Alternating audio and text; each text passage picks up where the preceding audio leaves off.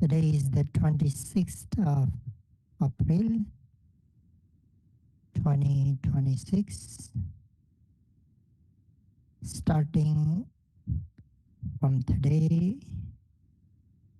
we will listen to the Dhamma talk every day at 5 p.m. In these talks, I will speak about the mental illness, mental health, what mental health is, what mental diseases are, mental illnesses are, how to keep oneself mentally healthy and free from mental illness. We all know that good health is essential in our lives, both physical and mental. When we have good health, our lives become more stable and balanced. Our social relationships improve, our economic life becomes more productive, and our ability to learn and grow in education also becomes stronger. Therefore, maintaining a healthy mind and body is very important for for living a, for living a meaningful, harmonious, and happy life. Only when we have good health can we live comfortably and peacefully in life. Because health is so important, people try many ways to take care of their health. However, most people tend to focus mainly on physical health while paying little attention to mental health.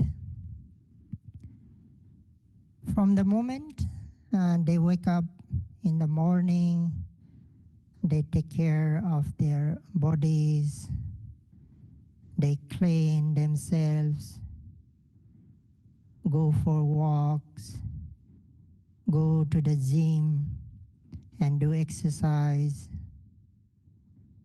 They choose food that suits their body, drink water regularly and in proper amounts, and wear clean clothes. At least once a day, they take a bath. They maintain a regular sleeping schedule, take vitamins or supplements, take certain medicines and avoid others. In many ways like these, people carefully look after their physical health. But for mental health, people often do less or do much less. Many do not realize that the mind also needs care, rest and attention, just like the body. While people spend time exercising their muscles, they rarely spend time calming their thoughts or understanding their emotions.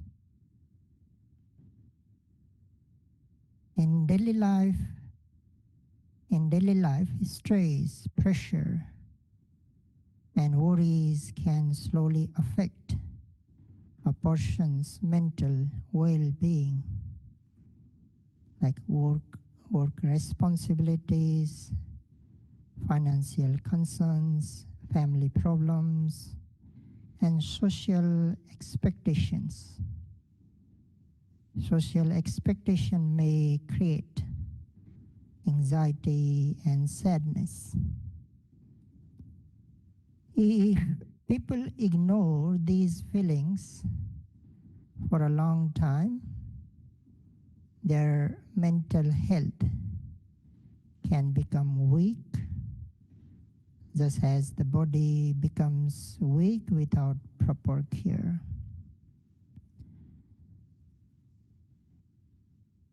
Just as without proper care, the body becomes weak, vulnerable to illness, causing physical damage and suffering,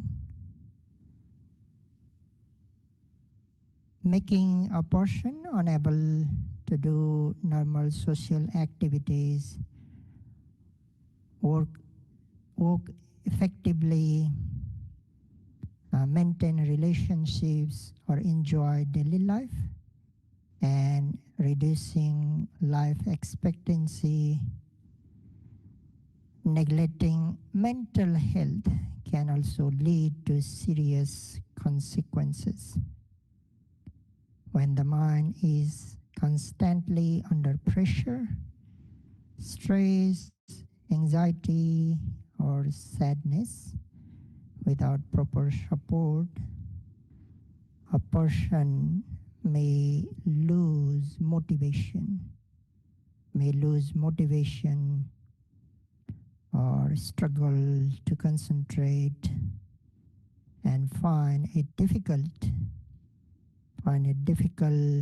to make decisions or handle responsibilities. Over time, mental health can lead to emotional exhaustion, depression, and other psychological the problems. It can also affect a person's confidence, productivity, person's confidence and productivity, and overall quality of life. Because the mind and body are closely connected, poor, poor mental health may even contribute to physical problems. Physical problems such as fatigue, uh, sleep disorders, and weaken immunity. Therefore, caring for mental health is just as important as caring for physical health. When people pay attention to both their body and their mind,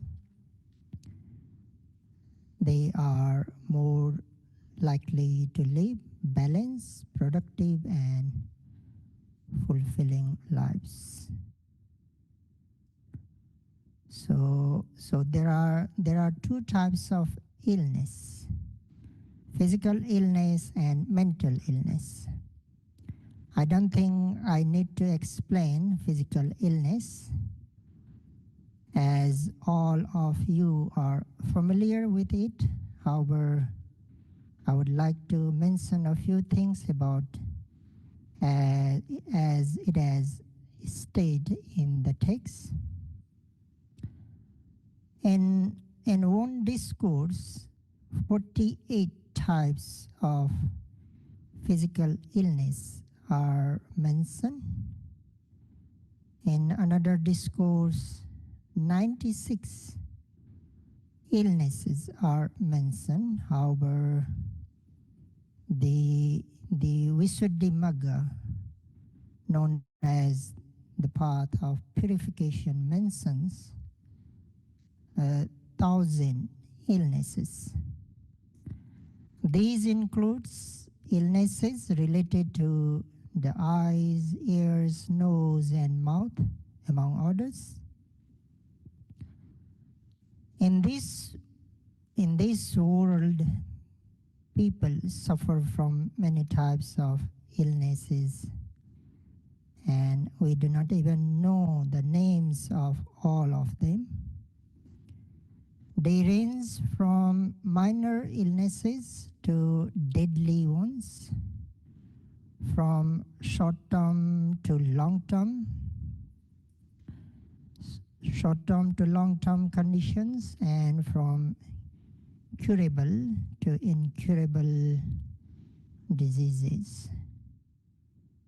They cause physical pain and mental pain, physical damage and mental damage, physical discomfort and mental discomfort, physical exertion and mental exertion, and physical suffering and mental suffering.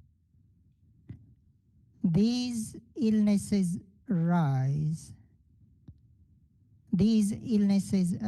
nowhere other than in our bodies, because the body is the dwelling place of illness. I repeat, the body is the dwelling place of illness. Just as we humans live in our homes, similarly, illnesses live in our bodies. They do not live in tables, beds, cars, houses, or any other external objects. They live in our bodies. That is why the Buddha said, the body is the dwelling place of all diseases. The body is the dwelling place of all diseases. There is not a single human being who is free from illness. Even the Buddha experienced sickness and became ill many times during his lifetime. The first chief disciple also fell sick. But the healthiest monk at the time of the Buddha was Venerable Bakula. Venerable Bakula, who lived for 160 years and is said to have never even sneezed once during his lifetime. He became such a healthy person because of his past karma, past action. It is said that while fulfilling his paramis, perfections, he accumulated wholesome deeds. Such as offering medicine, providing medical treatment, and maintaining or renovating old monasteries. It is also said that one may suffer from frequent illness due to past actions such as torturing or killing living beings. It is true that you can become sick. You can become sick if you eat food that is unsuitable for your body or neglect your health. However, even if you take good care of yourself, if you still become ill, it may largely be due to past karma. Therefore, keeping others free from harm and bodily suffering by refraining from harming, torturing, and killing is, in fact, keeping oneself harmless. Anyhow, we can hardly stay away from physical illnesses. When we become sick, being mentally strong is very important because our mental state has a direct effect on our body and recovery. Illness often brings fear, anxiety, loneliness, and emotional pain. If a person becomes mentally weak, these feelings can grow stronger and may lead to mental illnesses such as depression or anxiety, increasing suffering beyond the physical condition. Mental strength help a person remain positive, patient, and hopeful while facing illness. So it also it allows them to manage stress, seek support, and cope with challenges more effectively. For meditation practitioner, illnesses can become a source of samvega, a deep sense of spiritual urgency. It may lead them to feel weary of clinging to the body and to develop the aspiration to go beyond worldly existence. Just as Prince Siddhartha, upon seeing a sick person, developed the desire to attain liberation from suffering of body and mind. Practitioner too can reflect on illness as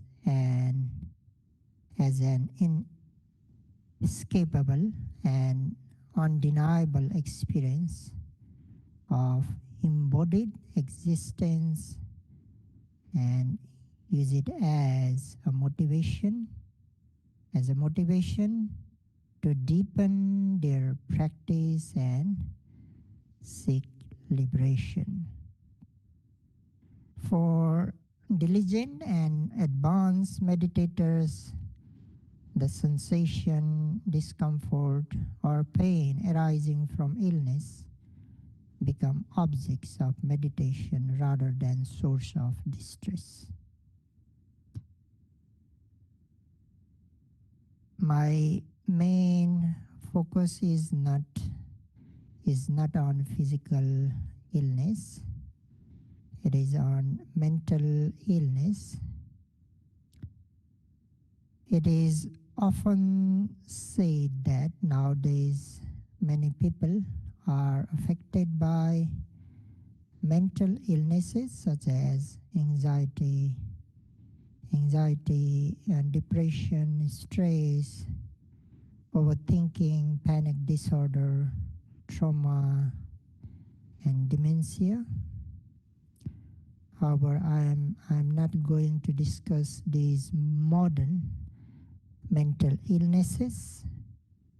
What I intend to discuss instead are the mental afflictions, mentioned in Buddhist texts. In Buddhism, these are known as defilements. Defilements. They are referred to as Kilesas. And in the text, they are described as Kilesa Roga. I repeat, Kilesa Roga, meaning disease of the mind. In fact, they are considered source of depressions, anxiety, stress, trauma, and other form of psychological suffering. Since there are fundamentally 10 defilements, mental illnesses can also be understood as 10. And they are lobha, greed or craving, attachment. Second, dosa, hatred, aversion or ill will. Third, moha, delusion or ignorance. Fourth, mana in Pali, conceit or pride. Fifth, ditthi in Pali, wrong views. Sixth, vicikiccha in Pali, doubt or skepticism. Seventh, thina, sloth. Eighth, uddhacca, restlessness. Ninth, ahirika, moral shamelessness. And 10th, anotappa, moral fearlessness. This is the general categorization of defilements. However, there are many other ways of classifying them. In other lists, additional defilements are mentioned, such as midda. Midda in Pali, torpor or drowsiness with the nature of mental heaviness and lack of alertness. Issa in Pali, jealousy or envy with the nature of resentment toward the success or good fortune of others. Matsarya, miserliness or stinginess with the nature of not wanting to share one's possession, status or knowledge. Sateya, deceit with the nature of concealing one's faults for the sake of gain or praise. Maya, hypocrisy or craftiness with the nature of pretending to possess good qualities one does not actually have. So these and many others arise in various classifications showing the countless forms through which the defilements can manifest and obscure the purity of the mind. Furthermore, when defilements are multiplied by their objects,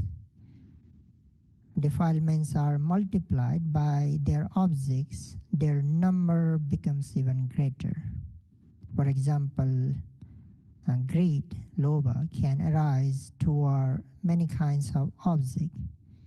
Greed for visible forms, greed for sounds, greed for smells, greed for tastes, greed for tangible sensations, and greed for thoughts or ideas. In this way, there are altogether 22 kind of material or physical objects toward which greed may arise. And in the same is true for other defilements such as hatred and delusion. And defilements are not limited to physical objects. They can also arise in relation to mental objects. For instance, one may develop greed for rapture, greed for mindfulness, greed for serenity, greed for mental bliss, or even greed for the wholesome mind itself.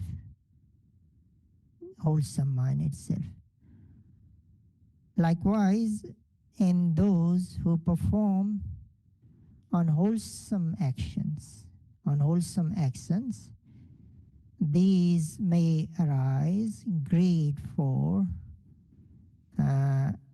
there may arise greed for the unwholesome mind. For example, delighting in thoughts of like harming others, delighting in thoughts of harming others, or like fantasies to sexual misconducts, or in recalling the past wrongdoing with pleasure. Thus, with all 53 mental phenomena, there are 53 mental phenomena. So with all 53 mental phenomena, greed can manifest in countless ways, and so do the other defilements. So in general, there are 75 kinds of objects in which defilements can arise. When these are considered as both external and internal, the number doubles to 150, and when multiplied by the 10 principal defilements, they become 1500. So 1500 defilements. We possess 1500 defilements, means we possess 1500 illnesses. Yet this is only a regular way of counting. In truth, there are many other ways of multiplications, by time, by condition, by intensity, through which defilements become practically innumerable. However, if we categorize them according to their severity, they can be divided into 3 types: transgressive defilements, Second, obsessive defilements, and, and latent defilements.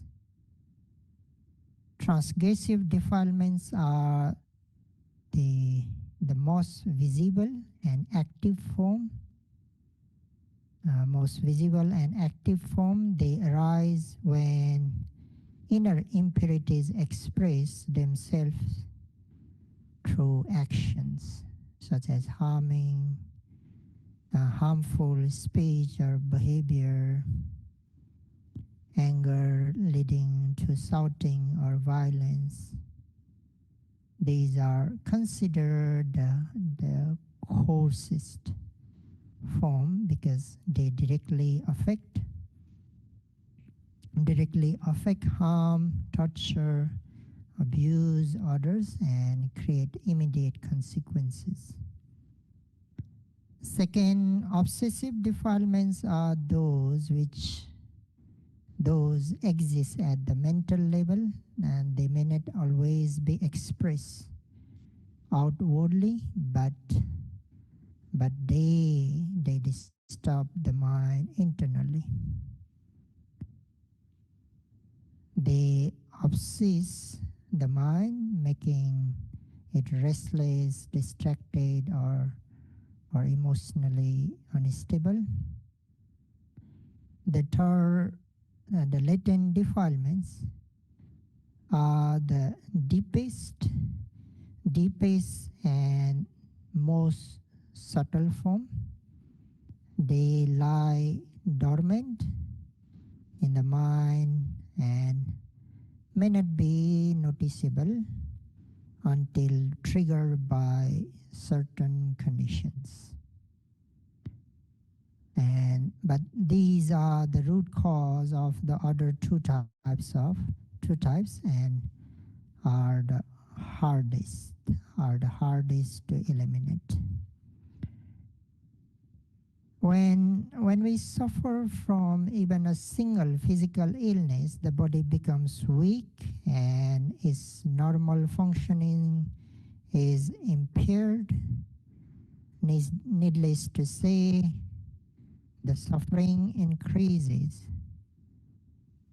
is greatly when there is more than one disease.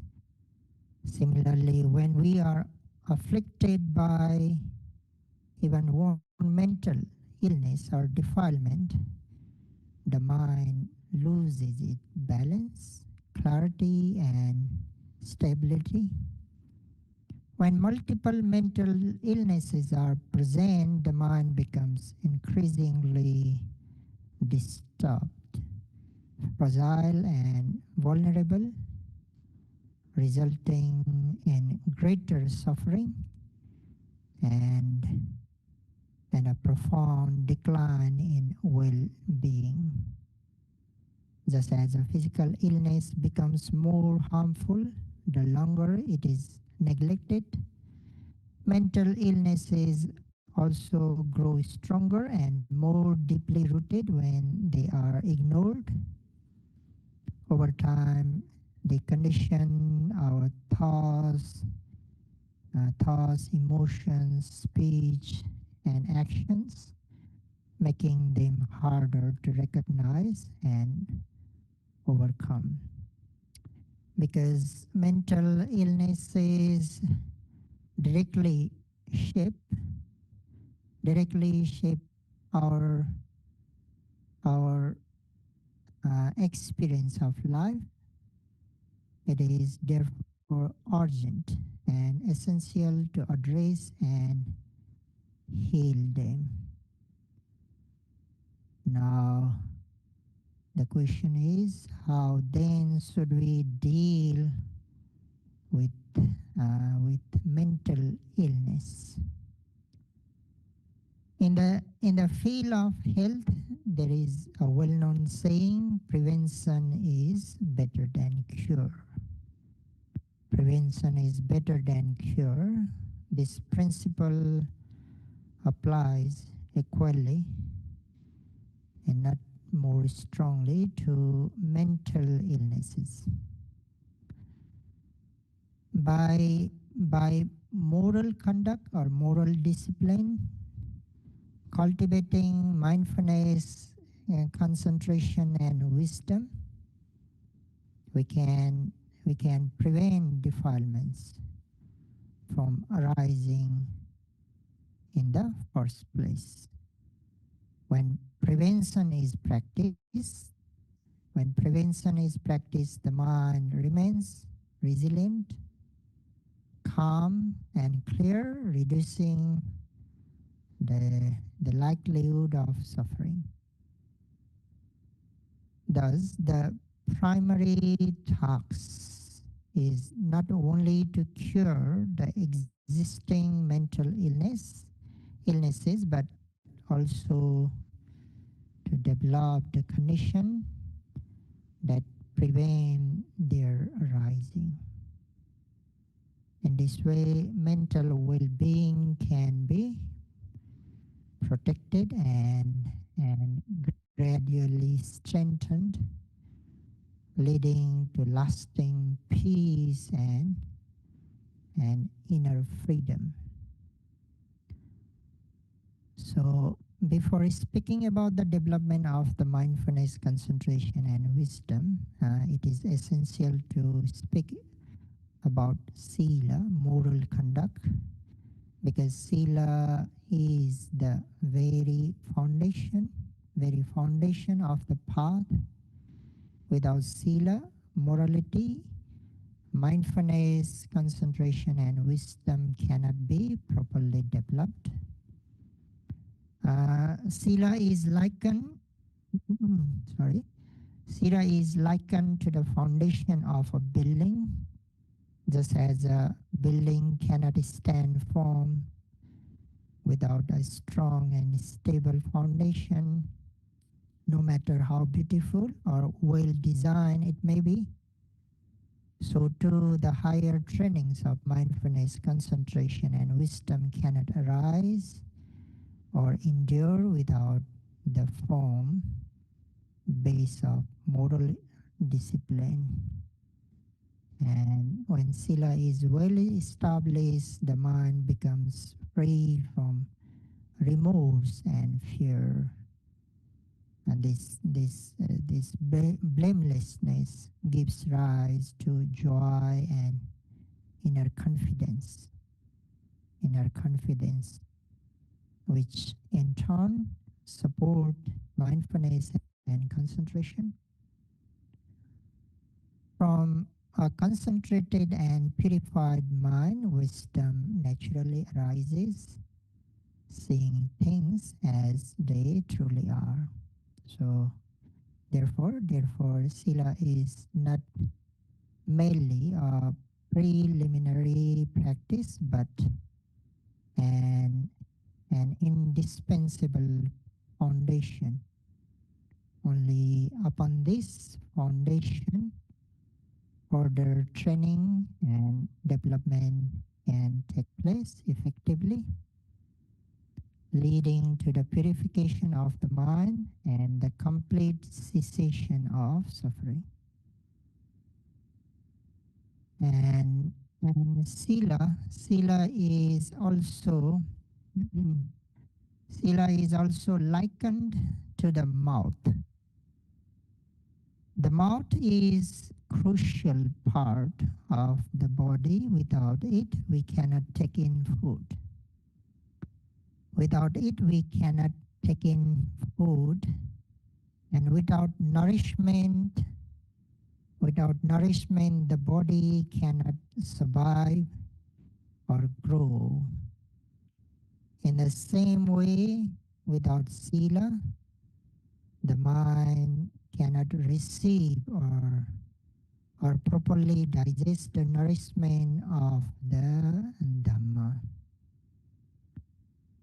And just as all food must pass through the mouth before it can sustain the body, all higher qualities of the path, like mindfulness, concentration, and wisdom, must pass through sila. in order to arise and develop. If the mouth is diseased or damaged, even even the finest, even the finest and most nutritious food cannot nourish the body, cannot nourish the body properly.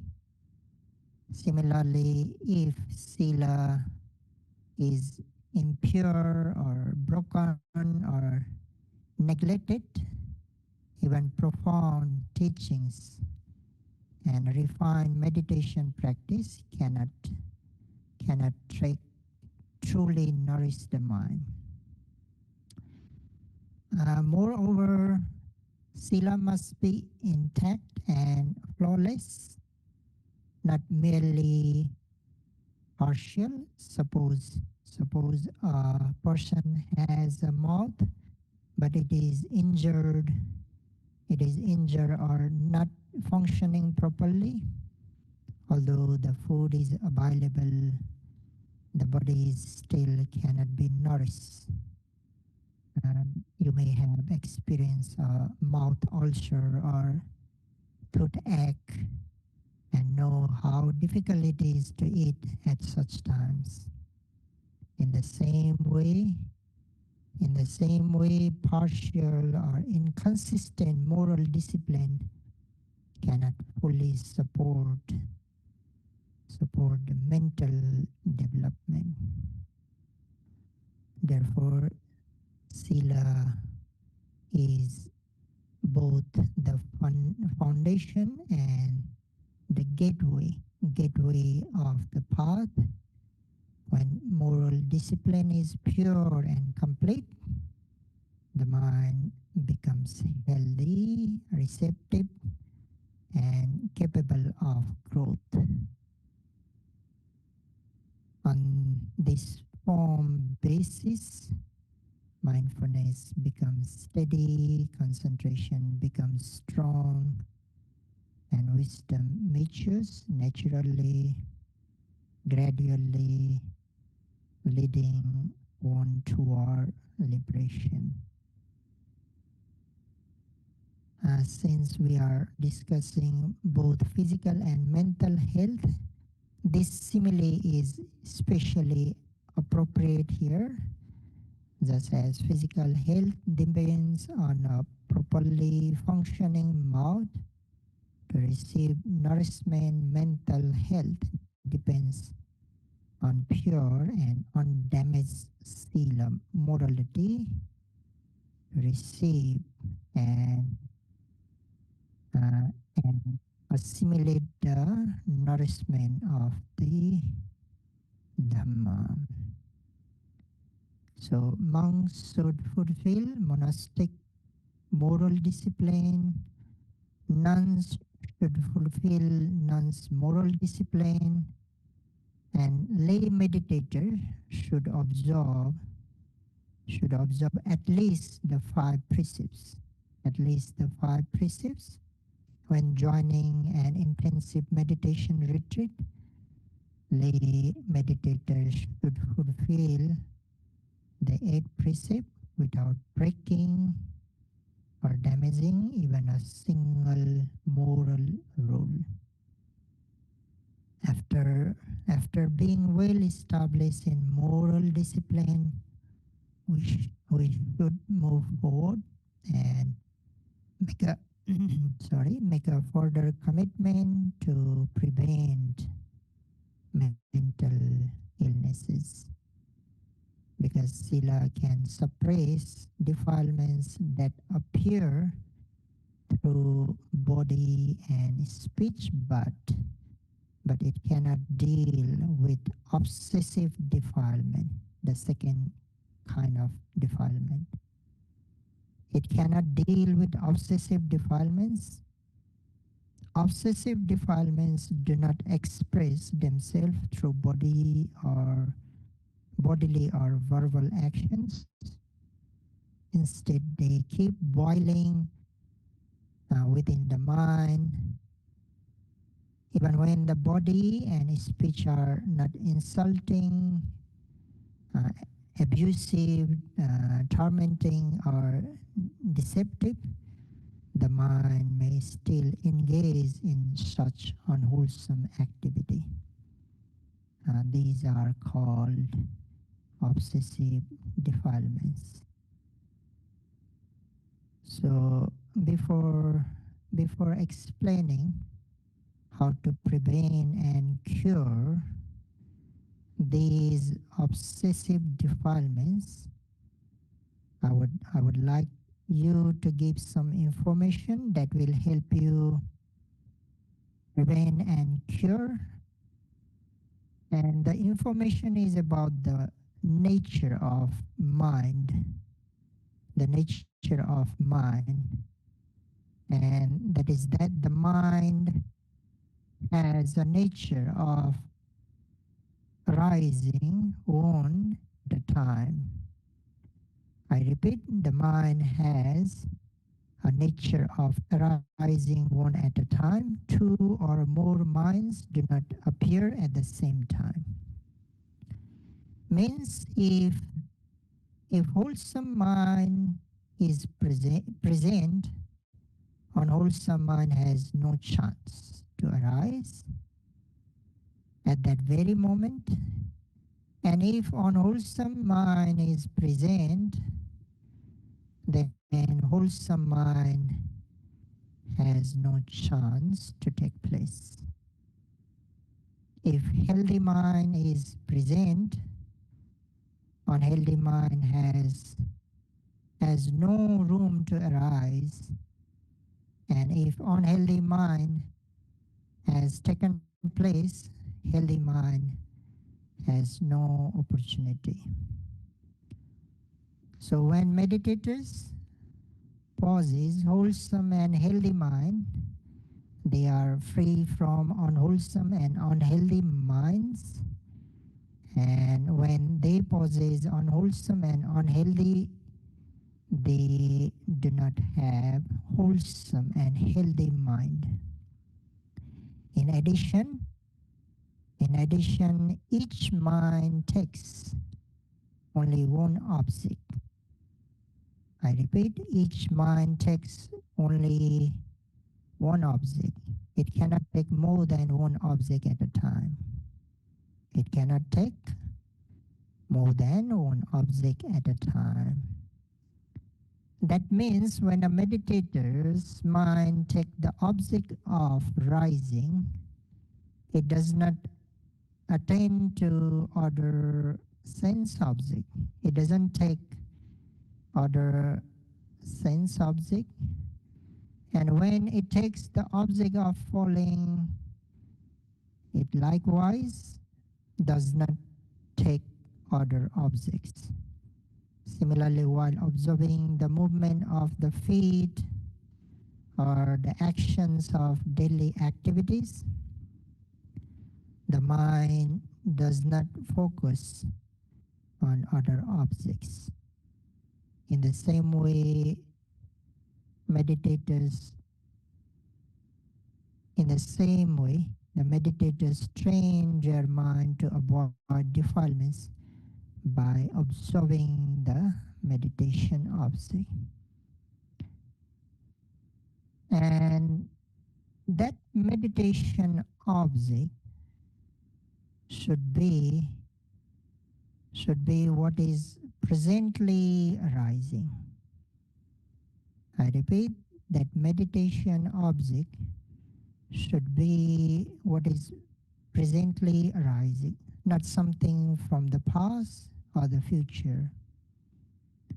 When observing when observing the rising and falling of the abdomen, one should attain only to the present rising and falling, not to past or future movements. When observing the movements of the feet, one should be aware of each step as it is happening now. When observing mental phenomena, one should note thoughts and memories as they arise in the present moment. not those that have passed or have not yet occurred. The same principle applies to bodily sensations. They should be observed as they are presently experienced. In fact, most of the time, the mind does not remain in the present. It replays past events or images what might happen next. This constant movement creates stress, anxiety, regret, and restlessness. Even when the body is still, the mind continues to wander. This restless pattern can be one of the contributing factors to mental distress, and in some cases to mental health problems. So to observe present moment experience and to keep the mind balanced, it is necessary to place the mind on a meditation object. Since the mind tends to wander aimlessly, you need to gently bring it back and rest in on the chosen object. You apply your attention to meditation objects such as the rising and falling of abdomen, the breath, bodily sensation, or physical movements. And to do this, you intentionally direct your attention to the object and aim it clearly and precisely. And to do so, a particular mental quality is essential. A particular mental quality is essential, and this is the aiming mental quality. Aiming mental quality, or the mental factor that places and directs the mind onto the meditation object. In Pali, this mental factor is called vitakka. I repeat, vitakka, and it is commonly known as initial application. It is commonly known as initial application or the aiming mental factors. It aims at the meditative object accurately and precisely.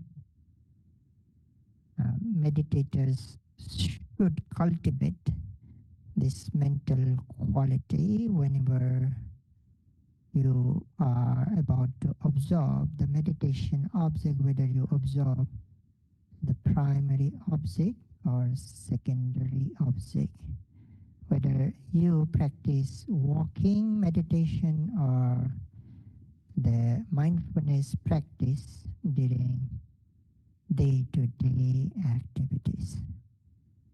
We will talk in detail about this mental quality tomorrow. So for today, by knowing how many defilements or illnesses we possess or we have, and knowing that they are the conditions for our mental sufferings, may you all be able to develop the great desire to free yourself from those mental illnesses, and based on that great desire, may you be able to strive or develop the strong effort. And as I just mentioned, with accurate aiming, may you be able to observe the presently arising object, and through observing the presently arising object continuously, may you be able to develop, may you be able to prevent the mental illnesses, and also able to develop mindfulness, concentration, and wisdom.